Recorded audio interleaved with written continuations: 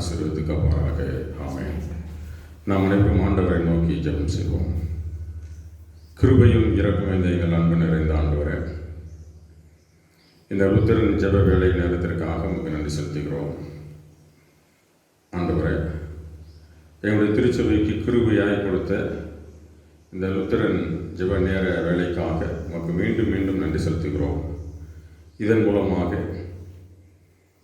அநேக திருச்சபை மக்களை நாங்கள் இதன் வழியாக பார்க்கவும், இதன் மூலமாக நம்முடைய திருநாமம் மகிமைப்படவும், ஜெபங்களையும் ஆண்டவருடைய திருவார்த்தையும் இன்னும் பல்வேறு விதமான காரியங்களை இதன் மூலமாக அறிந்து கொள்ளவும், தேவரீர் இப்படிப்பட்ட ஒரு தொலைநோக்கு காரியத்தை செய்யும்படியாக எங்களுடைய பேராயர் மூலமாக நீர் வழிநடத்தி வந்த கிருபைக்காய் உமக்கு நன்றி செலுத்துகிறோம். இந்த நாளிலும் கிணத்துக்கடவு குருசேகரத்தில் உள்ள கருணாகரபுரி நடுநிலைப்பள்ளி தாளாளர் மற்றும் ஆசிரியர்களாக அனைவருமாக சேர்ந்து இந்த நாளிலே இந்த லுத்திரன் ஜெப நேரத்தில் பாடல்களை பாடி ஆண்டோடைய திருநாமத்தை மேம்படுத்தும்படியாக ஒரு நல்ல நேரத்தை தந்த கிருபைக்காக நமக்கு நன்றி செலுத்துகிறோம். இதை பார்க்கிற அனைவரும் பயன்படவும், இயேசுவின் திருநாமம் மேம்படவும் தேவரில் இந்த நேரத்தை ஆசீர்வதித்து காக்க வேண்டுமாய் மீட்பரேசுக்கு சமண்டிக்குள்ளோரும் சுவாமி. ஆமென். கிறிஸ்துவுக்குள் அன்பானவர்களே, இந்த லுத்திரன் ஜெப நேரத்தில் கலந்து கொண்டுள்ள உங்கள் அனைவரையும் ஆண்டவராய் இயேசு கிறிஸ்துவின் நாமத்தினாலே வரவேற்பதில் மகிழ்ச்சி அடைகின்றேன். குறிப்பாக இது நம்முடைய திருச்சபைக்கு கிடைத்த மிகப்பெரிய ஒரு வரப்பிரசாதம். நம்முடைய பேராயர், நம்முடைய ஆலோசனை சங்கம், குறிப்பாக செயலர் இவர்கள் வழியாக இப்படிப்பட்ட ஒரு நல்ல காரியத்தை நாம் தொடர்ந்து பல மாதங்களாக நாம் நடத்தியும் கேட்டும் பார்த்தும் வருகிறோம். இதில் இறை மகிமையை நாம் உணர்ந்து கொண்டிருக்கிறோம் என்பதிலே சந்தேகமில்லை.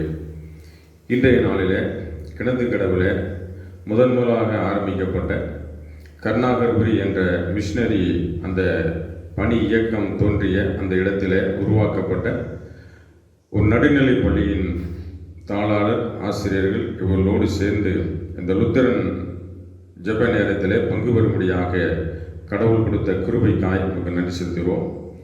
ஆண்டவர் இந்த நேரத்தில் இந்த ஜெப வேலையில் இவர்கள் எல்லோரும் இணைந்து இப்படிப்பட்ட ஒரு கூட்டத்தை நடத்த ஆண்டவர் கிருபை செய்தார். இதற்கு பேராயர் அவர்களும் ஆலோசனை சங்கமும் இதில் இணைந்து செயல்படுவதற்கு அவர்கள் வழியாகவும் கிருபை செய்தார். அதற்காக நன்றி செலுத்துகிறோம். இந்த நேரத்தில் தொடர்ந்து இப்படிப்பட்ட காரியங்கள் எங்களுடைய திருச்சபையில் நடைபெற ஆண்டவர் துணை இருக்க வேண்டுமாய் நாங்கள் வேண்டுகிறோம்.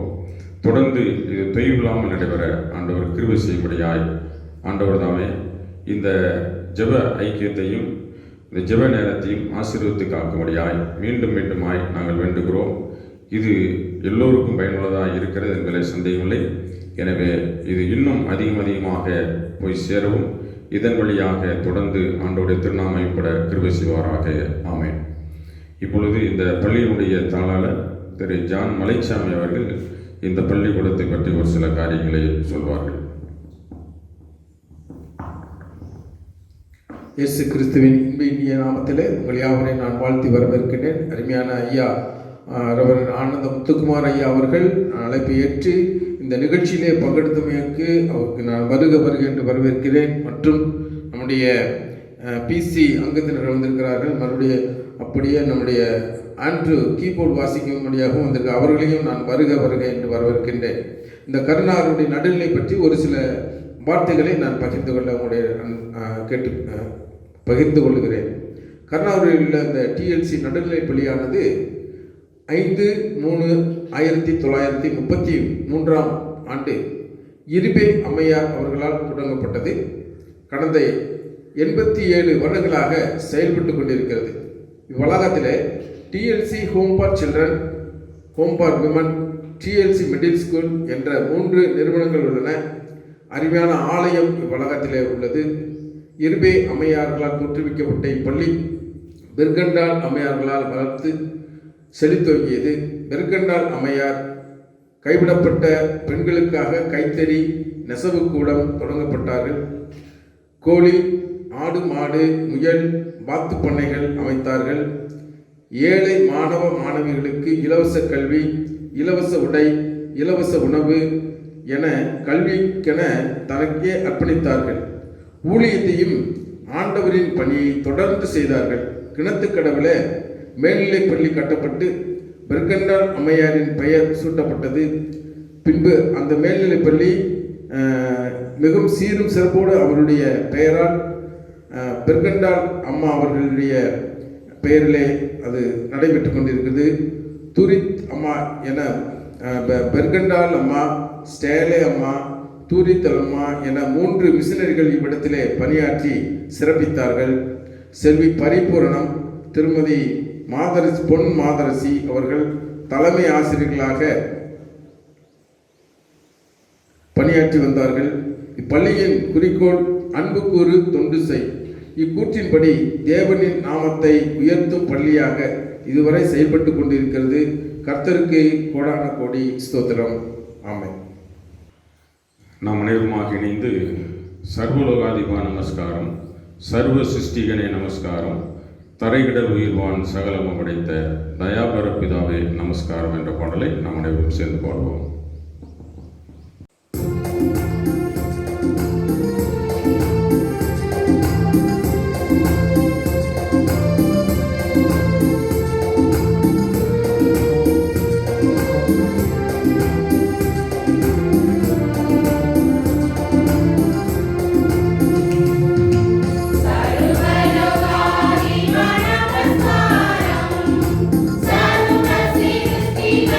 Namaskar.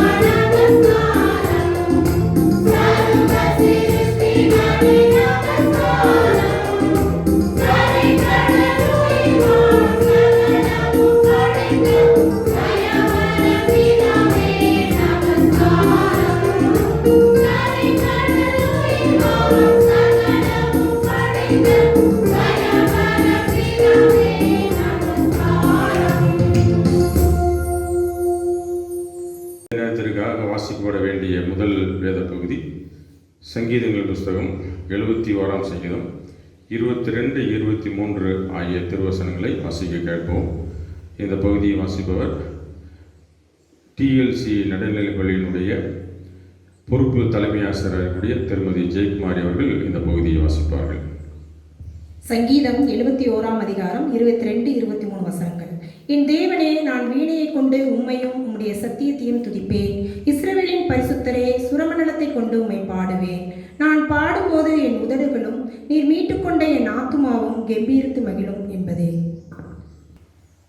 திருச்சபையின் பல்வேறு நிறுவனங்களுக்காக ஜெபிக்கும்படியாக திருமதி மோகனா அவர்கள் இப்போது நிறுவனங்களுக்காக ஜெபிப்பார்கள். ஜெபம். துதிகளின் மத்தியில் வாசம் செய்கின்ற நல்ல தகப்பனே, இந்த ஆசீர்வதிக்கப்பட்டதான ஒரு ஜெப வேலைக்காக நாங்கள் உண்மை நன்றியோடு துதிக்கிறோம், ஸ்தோத்திரிக்கிறோம். இயேசு சுவாமி, எங்களுக்கு கொடுக்கப்பட்ட இந்த தருணத்திற்காக நாங்கள் உண்மை நன்றியோடு துதிக்கிறோம், ஸ்தோத்திரிக்கிறோம். சுவாமி, எங்களுடைய பேராயருக்காக, திருச்சபையில் நடக்கிற ஊழியர்களுக்காக, ஸ்தாபனங்களுக்காக ஜெபிக்கும்படியான கிருபையை கர்த்தர் கொடுத்திருக்கிற அன்புக்காக நாங்கள் உண்மை நன்றியோடு துதிக்கிறோம், ஸ்தோத்திரிக்கிறோம். இயேசப்பா, எங்களுடைய பேராயர் ஐயாவையும் அம்மாவையும் உம்முடைய கரத்திலே நாங்கள் தாழ்த்தி தருகிறோம் சுவாமி. எங்களுடைய நிறுவனங்களினுடைய ஸ்தாபனங்களினுடைய முன்னேற்றத்திற்காக அவர்கள் எடுத்துக்கொள்கிற ஒவ்வொரு முயற்சிகளிலும் கர்த்தருடைய கரம் கூட இருந்து ஆசீர்வதிக்கும்படியாக ஜெபிக்கிறோம் ஆண்டவரே. அவர்கள் செய்கிற காரியங்களிலே கையிடுகிற காரியங்களிலே கர்த்தர் பிரயாசங்களை வாய்க்க பண்ணும்படியாக ஜெபிக்கிறோம் ஆண்டவரே.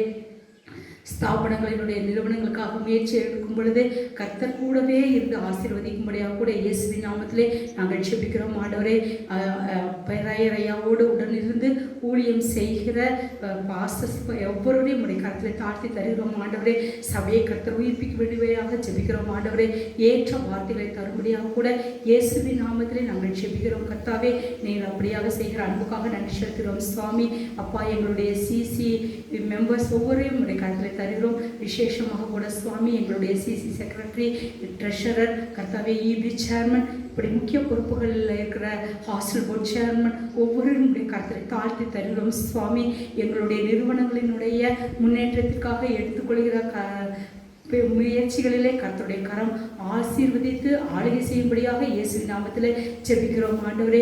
நெகேமியா தன்னுடைய கரத்தை திட்டப்படுத்தும் பொழுது கர்த்தருடைய கரம் அந்த மகன் மேலே இருந்து 52 நாட்களிலே எல்லா வேலைகளையும் முடித்து தந்தது போல கூட சுவாமி, எங்களுடைய பள்ளி நிறுவனங்கள் கர்த்தாவே, மருத்துவமனை ஊழியங்கள் கர்த்தாவே சுவாமி, இந்த தஞ்சாவூரில் இருக்கிற பெதஸ்தா பெத்தானியா ஊழியங்கள், சிறுமைப்பட்ட மக்கள் மத்தியில் செய்கிற ஒவ்வொரு ஊழியங்களிலும் கூட அவர்களோடு இணைந்து பரிசுத்த ஆவியானவர் இணைந்து செயல்படும்படியாக கூட நாங்கள் இயேசுவின் நாமத்திலே நாங்கள் ஜெபிக்கிறோம் ஆண்டவரே. ஆசிரியர் சகோதர சகோதரிகள் ஒவ்வொருவரும் நம்முடைய கரத்தில் தருகிறோம் சுவாமி. ஒவ்வொருவரையும் மறைத்து தேவன் வெளிப்படும்படியாக நாங்கள் ஜெபிக்கிறோம் ஆண்டவரே. எங்களுடைய பள்ளியிலே கூட சுவாமி, பிள்ளைகளுக்கு பாடங்களை கற்றுக் கொடுப்பதற்கு முன்பதாக நாங்கள் நடத்துகிற வேத பாடங்கள் மூலம் அநேக ஆத்துமாக்கள் ஆண்டவரை சந்திக்கும்படியாக கூட நாங்கள் இயேசுவின் நாமத்திலே நாங்கள் ஜெபிக்கிறோம் ஆண்டவரே. ஏசப்பா, இந்த ஜெப வேளைக்காக நன்றி செலுத்துகிறோம். துதி கன மகிமையெல்லாம் ஒருவருக்கே செலுத்துகிறோம். நேசிக்கிற இயேசு கிறிஸ்துவின் மூலம் மிகுந்த மனத்தாழ்மையோடு ஜெபிக்கிறோம் எங்கள் ஜீவனுள்ள அன்பின் பிதாவே, ஆமென். இரண்டாவது திருமுறை பகுதியாக சங்கீதம் 136 1 முதல் 10 வரை அடைந்துள்ள பகுதியை திருமதி எலிசபெத் அவர்கள் வாசிப்பார்கள். சங்கீதம் 136 1 முதல் 10 வசனங்கள். கர்த்தரை துதியுங்கள், அவர் நல்லவர், அவர் கிருபை என்றும் உள்ளது. தேவாதி தேவனை துதியுங்கள், அவர் கிருபை என்றும் உள்ளது. கர்த்தாதி கர்த்தரை துதியுங்கள், அவர் கிருபை என்றும் உள்ளது. ஒருவராய் பெரிய அதிசயங்களை செய்கிறவரை துதியுங்கள், அவர் கிருபை என்றும் உள்ளது. வானங்களை ஞானமாய் உண்டாக்கினவரை துதியுங்கள், அவர் கிருபை என்றும் உள்ளது. தண்ணீர்களுக்கு மேலே பூமியை பரப்பினவரை துதியுங்கள், அவர் கிருபை என்றும் உள்ளது. பெரிய சுடர்களை உண்டாக்கினவரை துதியுங்கள், அவர் கிருபை என்றும் உள்ளது. பகலில் ஆள சூரியனையும் படைத்தவரை துதியுங்கள், அவர் கிருபை என்றும் உள்ளது. இரவில் ஆள சந்திரனையும் நட்சத்திரங்களையும் படைத்தவரை துதியுங்கள், அவர் கிருபை என்றும் உள்ளது. எகிப்தியருடைய தலைச்சன்களை சங்கரித்தவரை துதியுங்கள், அவர் கிருபை என்றும் உள்ளது என்பதே. மீண்டுமாக நாம் அனைவரும் சேர்ந்து எங்கும் புகழ் இயேசுராஜனுக்கு எழில் மாட்சிமை வளர் வாலிபரே என்கிற பாடலை நாம் அனைவருமாக சேர்ந்து பாடுவோம்.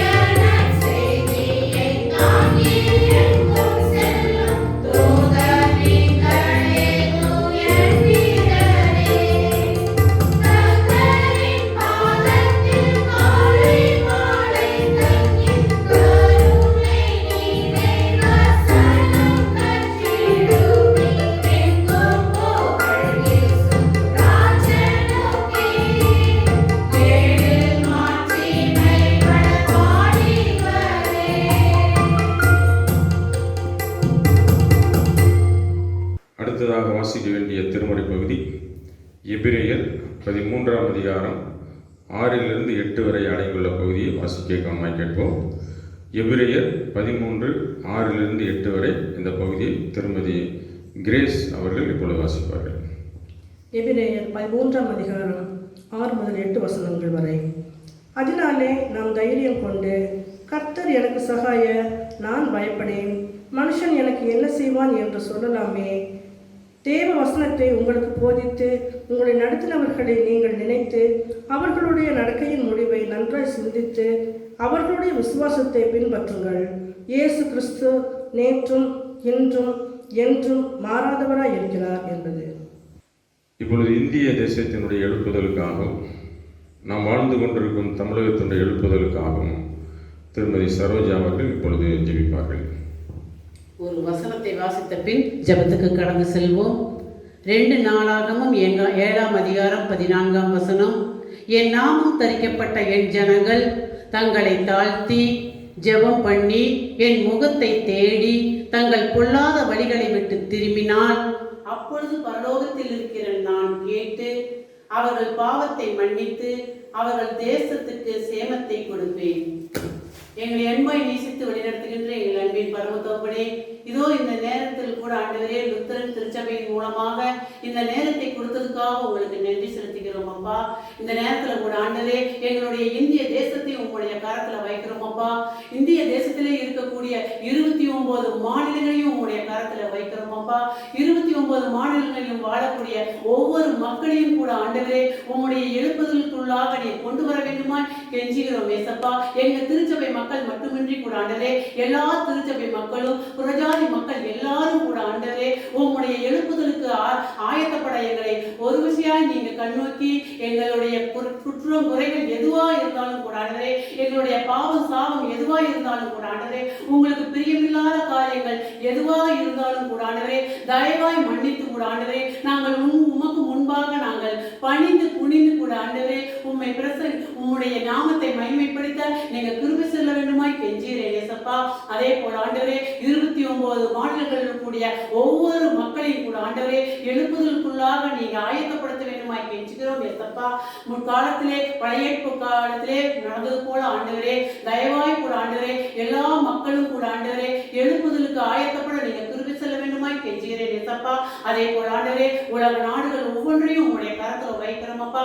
ஒவ்வொரு நாட்டில் இருக்கக்கூடிய மக்கள் அனைவரும் கூட ஆண்டவரே உங்களுடைய எழுப்புதலுக்கு ஆயத்தப்பட நீங்க கிருபை செல்ல வேண்டுமாய் கெஞ்சுகிறேன் ஏசப்பா. ஒவ்வொரு மக்களையும் நீங்க ஆசீர்வதிங்க. எவ்வளவோ பொல்லாத காரியங்கள் இருந்தாலும் கூட ஆண்டவரே உமக்கு பிரியமில்லாத காரியங்கள் எதுவா இருந்தாலும் கூட ஆண்டவரே தயவாய் மன்னித்து கூட ஆண்டவரே உமக்கு முன்பாக நாங்கள் தலையை தாழ்த்தி கூட ஆண்டவரே உமக்கு முன்பாக பணிந்து குனிந்து நாங்கள் உமக்கு முன்பாக உம்மை மட்டுமே தேட நீங்க எங்களுக்கு திரும்பி செல்ல வேண்டும் என்று எங்கள் ஆண்டவராய் இயேசு கிறிஸ்து நிமித்தம் பெஞ்சமுடாடி வேண்டிக் கொள்கிறோம் ஜீவனுள்ள பரம தகப்பனே. நாம் அனைவருமாக சேர்ந்து பரலோகமே உம்மை துதிப்பதால் கர்த்தாவே அங்கே வாழ்கிறீர் என்ற பாடலை நாம் அனைவரும் சேர்ந்து பாடுவோம்.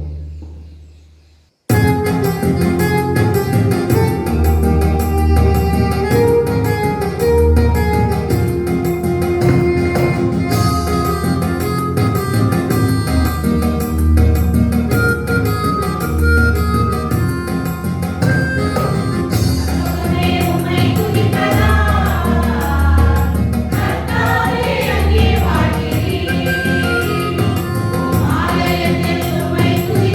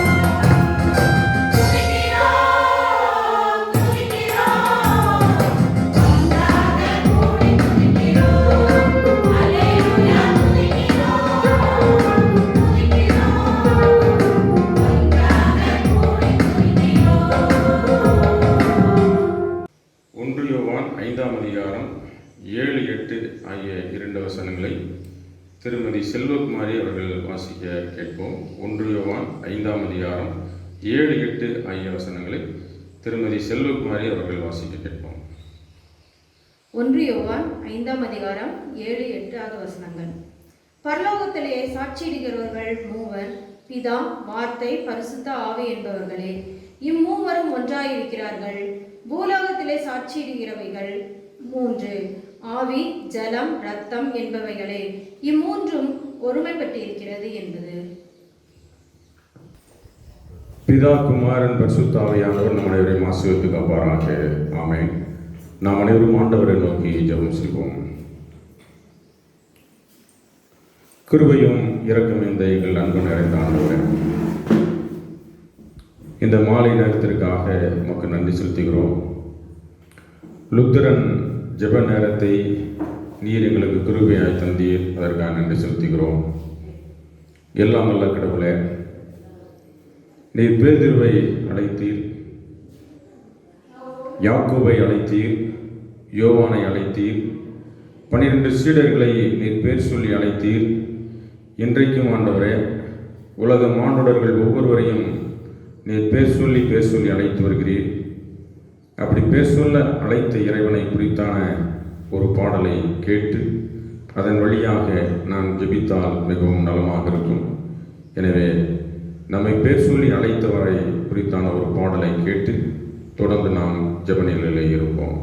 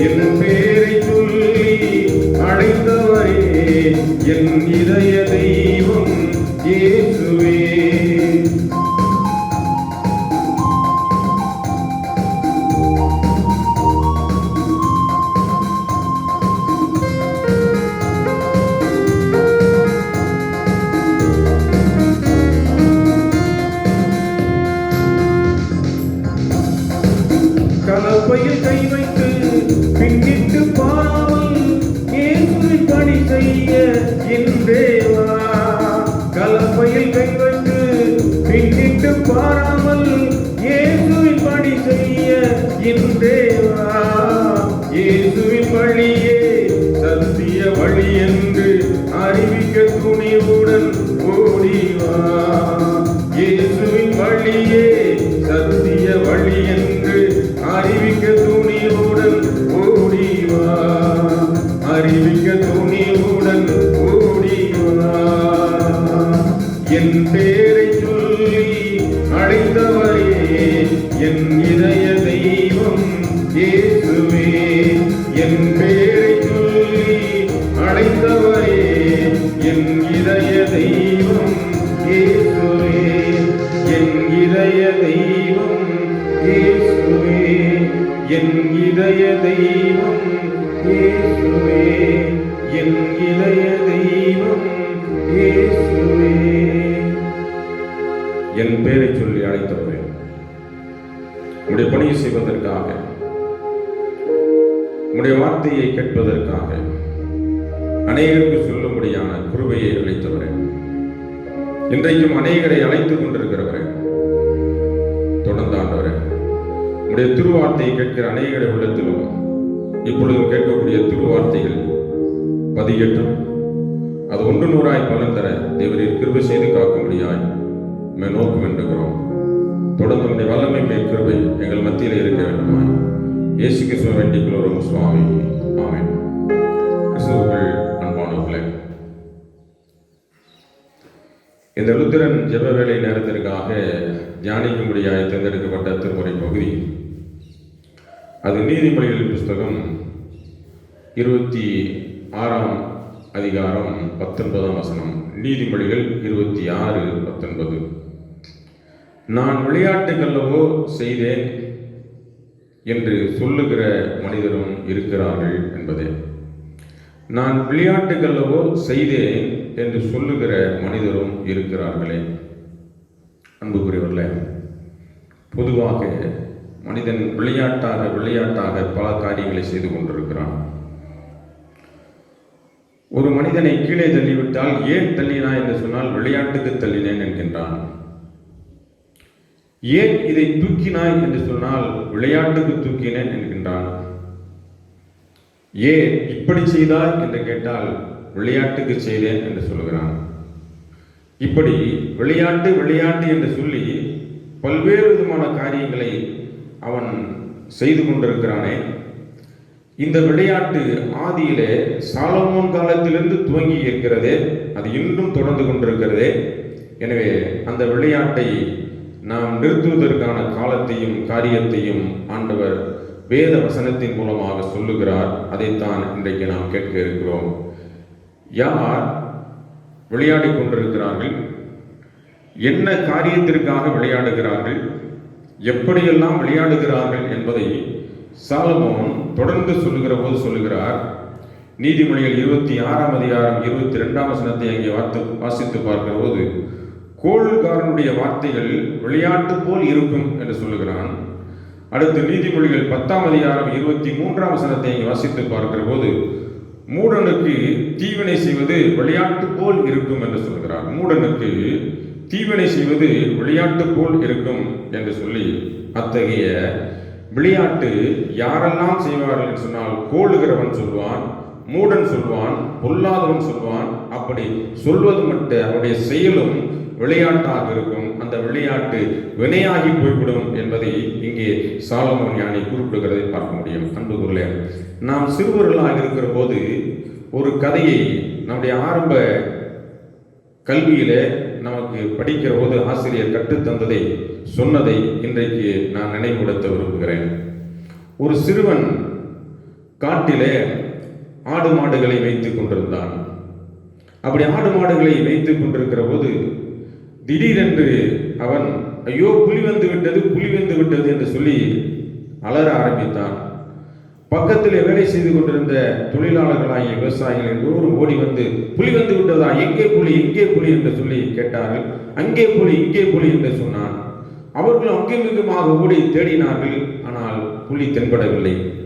அப்பொழுது அவன் சொன்னான், நான் விளையாட்டுக்கு சொன்னேன், நீங்கள் உண்மையிலேயே புலி வந்து விட்டதா என்று சொல்லி நீங்கள் ஏமாந்து விட்டீர்கள் என்று சொல்லி அவன் விளையாட்டுக்கு சொல்லி அவர்களை ஏமாற்றி இப்படியாக அவன் அதை பார்த்து சிரித்து மகிழ்ந்தான். இது மீண்டுமாக இன்னொரு முறையும் செய்தான். இரண்டாவது முறையும் அவன் விளையாட்டுக்கு தான் சொல்லுகிறான், நம்மை ஏமாற்றுவதற்காக சொல்லுகிறான், நம்மை பைத்தியக்காரனாக்குவதற்காக அவன் சொல்லுகிறான் என்று சொல்லி அப்படியே விட்டு விட்டார்கள். மூன்றாம் முறையும் ஐயோ புலி வந்து விட்டது என்று சொல்லி உறக்க கத்தினான். ஆனால் அங்குள்ள விவசாயிகள், அங்கே வேலை செய்து கொண்டிருந்த உழைப்பாளிகள் சொன்னார்கள், இல்லை, அவன் மீண்டுமாக நம்மை ஏமாற்றுவதற்காக இத்தகைய விளையாட்டை செய்கிறான். எனவே நம்முடைய வேலையை நாமே செய்து கொண்டிருப்போம் என்று சொல்லி அவர் செய்ய ஆரம்பித்தார்கள். உண்மையிலேயே என்ன நடந்தது என்று சொன்னால், உண்மையிலேயே புலி வந்து விட்டது. அங்கே அவன் மேய்த்து கொண்டிருந்த ஆடுகளையும் அழித்தது, மாடுகளையும் தின்று போட்டது, முடிவில அவனையும் கொன்று போட்டது.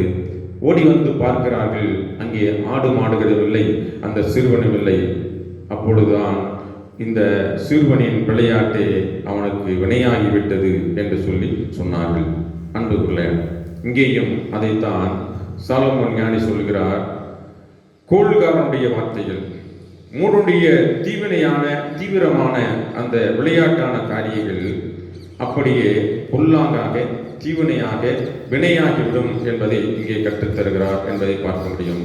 எனவே அன்புக்குள்ளே ஏன் குதித்தாய், ஏன் குத்தினாய், ஏன் இப்படி செய்தாய் என்று சொல்லி கேட்கிற போதெல்லாம் பிள்ளைகளும் சொல்கிறார்கள், பெரியவர் கூட சொல்கிறார்கள், நான் விளையாட்டுக்கு செய்தேன் என்று சொல்லி.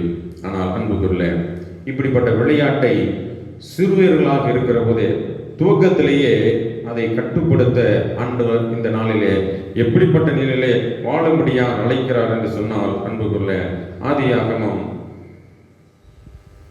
ஆதியாகமத்திலே அங்கே வாசித்து பார்க்கிற போது அங்கே யோசேப்பு எப்படிப்பட்ட நிலையிலே வாழ்ந்தான் என்பதை அங்கே பார்க்கிற போது 4ஆம் அதிகாரம் 39ஆம் வசனத்தை அங்கே வாசித்து பார்க்கிற போது அங்கே யோசேப்பு விவேகமுள்ளவனாக வளர்ந்தான் என்பதை அங்கே குறிப்பிட முடியும். அதை பார்வோன் அரசன் பார்த்தான் என்பதை அங்கே பார்த்து வைக்கிற காரியத்தை பார்க்க முடியும். யோசேப்பு விவேகமுள்ளவனாக வளர்ந்தான் என்பதை அங்கே போடப்பட்டிருக்கும். எனவே அன்பு அதோடு மட்டுமில்லாமல் தானியேல் 5ஆம் அதிகாரம் 11ஆம் வசனத்தை அங்கே வாசித்து பார்க்கிறோம். தானியேல் கடவுளுக்கு பரிசுத்தம் உள்ளவனாக வேகம் உள்ளவனாக இருந்தான் என்பதை அங்கே பார்க்க முடியும். எனவே விளையாட்டுத்தனத்தை விட்டுவிட்டு பிள்ளைகள் வேகம் உள்ளவர்களாக வளர்வதற்கு பெற்றோர் அவர்களுக்கு வேண்டிய நல்ல ஆலோசனைகளை, நல்ல அறிவுகளை வழங்குவதோடு மட்டுமல்லாமல் திருமுறையை நாளும் படிக்க செய்கிற போது அவர்கள் யோசேப்பினுடைய வாழ்க்கை வரலாற்றை அறிந்து கொள்வார்கள், தானியேலுடைய வாழ்க்கை வரலாற்றை அறிந்து கொள்வார்கள்.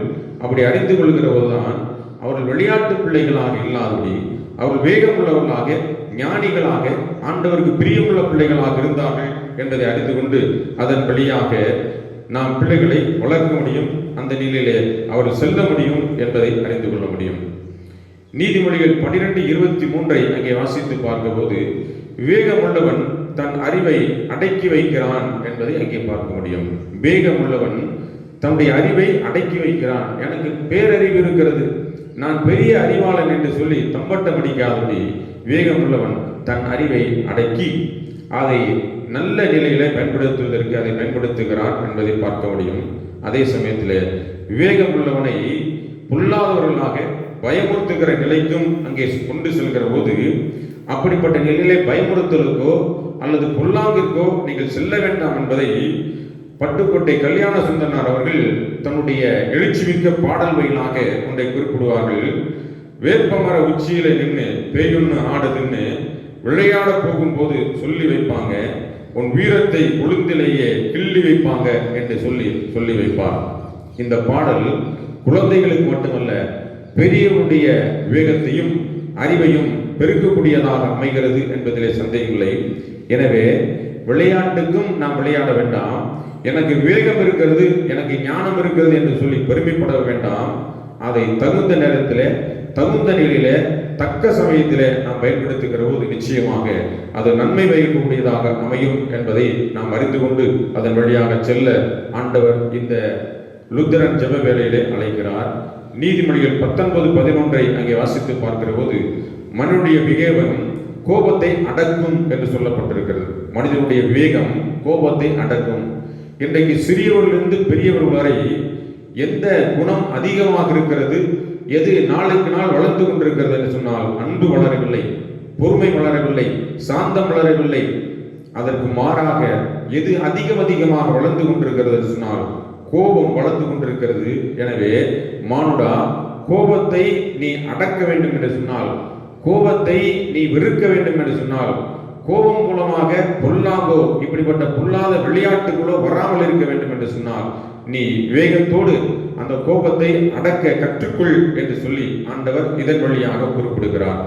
அதோடு மட்டுமல்ல அன்புகிறவில்லை, கிரேக்க மன்னன் பிலிப்பிற்கு பிறந்த மகனாகிய அலெக்சாண்டரை விளையாட்டு பிள்ளையாக வளர்க்க விரும்பாத மன்னன் பிலிப்பு அவனை கல்விமானாக்க, வேகமுள்ளவனாக, ஞானமுள்ளவனாக ஆக்க வேண்டும் என்று சொல்லி அவன் யாரிடத்துல எங்கே அனுப்புகிறான் என்று சொன்னால், ஞானம் பெற்ற, விவேகம் பெற்ற, அறிவு பெற்ற, கல்வி பெற்ற அரிஸ்டாட்டிலத்திலே அனுப்புகிறான். அரிஸ்டாட்டிலுடைய பாதத்தின் கீழாக அமர்ந்து அங்கே கல்வி கற்கிற போதுதான் விளையாட்டு பிள்ளை வேகியாக மாறுகிறான், விளையாட்டு பிள்ளை ஞானியாக மாறுகிறான், விளையாட்டு பிள்ளை அறிவாளியாக மாறுகிறான். எனவே அன்புக்குரியவர்களே, உங்கள் பிள்ளை அறிவாளியாக, ஞானியாக விவேகியாக மாற வேண்டும் என்று சொன்னால் ஆண்டோடைய சமூகத்திலே தாழ்வடிந்து வேதத்தை படிக்கிற போது, ஆலயத்திலே அமர்ந்து வேதத்தினுடைய அருளுரையை கேட்கிற போது நிச்சயமாக விவேகியாக மாறுவான் என்பதிலே சந்தேகமில்லை. அப்படிப்பட்ட நிலையிலே மாற வேண்டும் என்று சொன்னால் வேதத்துடைய நல்ல கருத்துக்களை அறிந்து கொள்வதற்கு அவர்களை ஞாயிற்றுக்கிழமைகளிலே ஆலயத்திற்கு அனுப்பவும், வீட்டிலே இருக்கிற போது வேதத்தை படிக்கவும் வைக்க பெற்றோர் உட்பட ஆண்டவர் இந்த நாளிலே அழைக்கிறார். அதோடு மட்டுமல்ல அன்புக்குரியவர்களே, நீதிமொழிகள் 14ஆம் அதிகாரம் 15ஆம் வசனத்தை வாசித்து பார்க்கிற போது, விவேகி தன் நடையின் மேல் கவனமாய் இருப்பான் என்று சொல்லப்பட்டிருக்கு. விவேகி தன் நடையின் மேல் கவனமாய் இருப்பான். தாறுமாறாக நடக்க மாட்டான், தள்ளாடி நடக்க மாட்டான். ஸ்டெடியாக, நேராக, நல்ல பாதையில் நடக்கக்கூடியவனாக விவேகி இருப்பான். ஆனால் விளையாட்டு பிள்ளை போகிறவர்களை வருகிறவர்களை தடம்பொருளை செய்து அவர்களை விழச் செய்து தானும் விழுந்து கிடக்கக்கூடியவனாக இருப்பான். ஆனால் விவேகியோ தன் நடையை மட்டுமல்ல மற்றவருடைய வழியையும் அறிந்து அவர்களுக்கு சரியான வழியை காட்டுகிறவனாய் இருப்பான். அப்படிப்பட்ட நிலையிலே செல்வதற்கு ஆண்டவர் இந்த நாளிலே நம்மை அழைக்கிறார். நாம் விளையாட்டு பிள்ளைகளாக இருக்கிறோமா அல்லது விவேகிகளாக நாம் இருக்கிறோமா? அன்புக்குள்ளே விளையாட்டு பிள்ளைகளாக மாறி மற்றவர்களையும் தடம்பொருளை செய்கிறவர்களாக இருக்கிறோமா அல்லது தடம்பொருளாதபடி நானும் வேகியாக இருந்து மற்றவர்களையும் வேகியாக, ஞானியாக, அறிவியாக, ஆக்கப்பூர்வ வழியிலே நடத்துவதற்கு இறைவன் காட்டின வழியிலே அவர்களையும் அழைத்து செல்வேன் என்கின்ற அப்படிப்பட்ட நெறியுடைய வாழ்க்கை வாழ்வதற்கு நாம் கடமைப்பட்டுள்ளவர்களாக இருக்கிறோமா என்பதை சிந்தித்து பார்க்க அழைக்கப்பட்டிருக்கிறோம். யாக்கோபு 3ஆம் அதிகாரம் 13ஆம் வசனத்தை வாசித்து பார்க்கிற போது, உங்களின் வேகத்தை சாந்தத்தோடு தாங்கினவர்களாக இருக்கிற போது அந்த நல்ல நடக்கையே உங்களை நிச்சயமாக நல்லவர்கள் என்பதை காண்பிக்கும் என்று சொல்லி அங்கே யாக்கோபு ஆசிரியர் குறிப்பிடுகிறார். உங்களின் வேகியாய் இருந்தால் சாந்தத்தோடு தன் கிரியைகளை நல்ல நடக்கையில் காண்பிக்க கணவன் என்று சொல்லி குறிப்பிடுகிறார். உங்களின் வேகியாய் இருக்கிறவன் சாந்தத்தோடு தன் கிரியைகளை நல்ல நடக்கையில் காண்பிக்க வேண்டும். அன்புக்குறளே, விளையாட்டாய் விளையாடி கொண்டிருக்கிறவன் அவன் மூடனாக அல்லது பொல்லாதவனாக இருக்க முடியும். அதை மாற்றி அமைத்து நான் இனி விளையாட்டு பிள்ளையாக இல்லாதபடி நான் கடவுளின் பிள்ளை, எனவே அவர் மூலமாக நான் ஞானத்தையும் அறிவையும் பெற்று வேகியாக இருப்பேன் என்று சொல்லுகிறவன் அவன் சாந்தத்தோடு தன் கிரியைகளை நல்ல நடக்கைகளை காண்பிக்கிறவனாக இருப்பான்.